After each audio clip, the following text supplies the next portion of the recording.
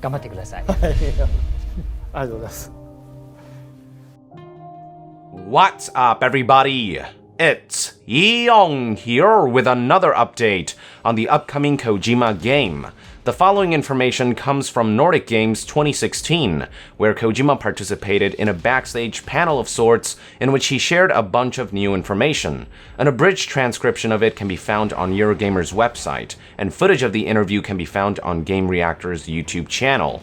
In this video, I'll be giving you a basic rundown and summary of all the important information.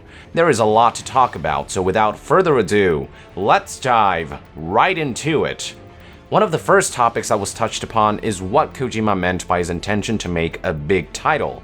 A lot of people interpreted the word big as large in scale, but Kojima clarified that the most important thing for him is to make a game that could change a player's life. He stated that by a big game, he's not necessarily talking about sheer scale, but rather something strong with a lot of emotional impact. Kojima also claimed that we can expect his new project to be a previously unknown type of game, so make of that what you will. Now, none of this is to say that Kojima won't be setting the bar high. Despite being independent, Kojima plans to make a game that is equal in quality and scale to ones from major teams out there. While the focus is on making a strong game with emotional impact, he also intends to maintain AAA quality and make his new title his best game yet. One of the first steps in doing so is finding the right technology, which is a big reason for why he's been traveling so much lately. He recently confirmed that his intention is to use third-party tools rather than build his own from the ground up in order to save time, and according to Eurogamer's article, he further elaborated by stating the following: "We're trying to see which of the current middleware engines on the market best suits this kind of new game we're trying to make. I also have to take into consideration the graphical style we want. Every game engine has its own slightly distinctive look, so it's also a case of finding which one best suits the vision." He then talked a bit about the process of designing Ludens, the Kojima Productions mascot. According to Kojima, he did the concept, and then Shinkawa did the artwork. Now, back in December, which is when Ludens was designed, the studio didn't have any staff members who could work with CG, so over the past few months, Kojima asked a third-party CG studio to make a 3D model of Ludens for him. But when they made it, Kojima apparently didn't like the results. Then, at one point, he found a young man who is famous in the film industry and asked him to do it, and the results were the image that you see here. Kojima didn't want to disclose this man's name, however, as he would get huge amounts of attention from all over the world, and Kojima didn't want to give him that kind of pressure. His name will probably be disclosed at some point in the future, though. The topic then shifted to Kojima's new studio, which encompassed most of the interview. According to Eurogamer, Kojima stated that he considers himself to be an indie studio despite the benefits that he gets from Sony because Sony has left everything to him. They're not being Big Brother watching every move, they're just letting Kojima do his thing. He called it a perfect arrangement that comes from years of working together, which has built trust. This arrangement is something that isn't normal in the game industry, according to Kojima. Now, as far as the new Kojima Productions is concerned, Kojima's main goal is to make it intimate, citing Media Molecules in London as the closest to what he wants. He noted just how much their environment contrasts from Japanese companies, stating the following: "Typical Japanese companies are like armies. There's a hierarchy, orders filtered down.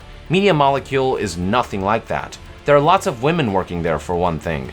That's a strange feeling, but at the same time there's a feeling like it's a family there. I want that for my company." He further elaborated by describing the work conditions in Japanese companies versus American or European ones, stating, "In Japanese companies, there's not much respect given to the creators.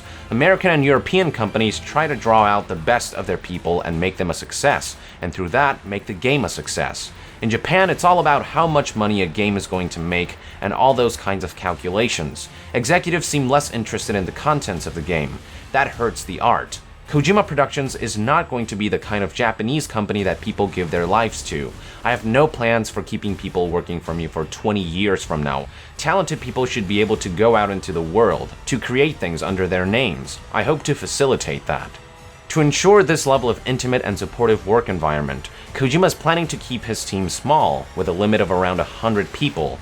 He stated, "Even at the time of the first Metal Gear Solid, we had more than 200 people. When things get that large, it becomes a huge undertaking just to organize meetings. I want to stay small enough that we don't need meetings. I can just talk to the staff directly. I think 100 people is about the limit for that way of working."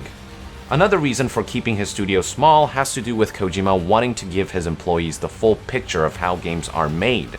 In larger studios, staff don't have a holistic view of how games are made. They become experts in their one area, but they don't understand necessarily how it fits into the bigger picture. I want my staff to understand how everything fits together. Finally, Kojima discussed how he wants to structure his new studio to get as much work done as possible efficiently. An interesting analogy that he brought up was Nick Park, the director from Armin Animation, a studio that specializes in stop-motion pictures, best known for the movie Chicken Run. Kojima talked about how it took Nick 7 years to make his first film, which was so brilliant that it caught the attention of Hollywood, and soon Nick found himself making a major motion picture for them, the result of which was Chicken Run. However, Hollywood couldn't spend 7 years on one movie, so they provided Nick with 5 studios running in parallel that Nick would visit, check up on, and direct, with the idea being to create something in just 18 months. However, in Kojima's eyes, you could see the difference in the results, stating that Chicken Run wasn't as impressive as Park's earlier work and that something was lost. So Kojima's goal is to approach this project somewhere in the middle of those two scenarios. He doesn't want to take 7 years to make his game, which is why he's looking into third-party tools, partners, and studios to speed things up. But he also doesn't want to spread his studio too thin just to rush out his product. He wants to run a tight ship that will yield a great product while enlisting some third-party help to speed things up a bit without overflooding the kitchen with too many cooks. To do so, he'll be using what he learned during his worldwide trip to check out other studios with their inviting, encouraging, and intimate environment, as well as drawing from his experience from working with Japanese companies to keep his studio working efficiently. A hybrid of an artisan system from independent studios and the efficiency system from big companies, if you will. I must say, everything I'm hearing about Kojima's approach sounds brilliant. I'm especially happy to hear that Kojima isn't building this studio with just himself in mind. He also wants to empower the employees that he hires, nurture their talents, and keep them happy, moving away from how they do things in Japanese companies. Konami, excuse me. The kind of work environment that Kojima's striving for gives me a lot of hope for the future of his company and his upcoming new game. Anyway, that's all the information I have for you today, so with that, I would like to end this news update. Thank you for tuning in. Let us know in the comments below your thoughts about all this information, and to be further updated on gaming news, stay tuned right here on Young Yeah. I'll see you guys next time. Young out!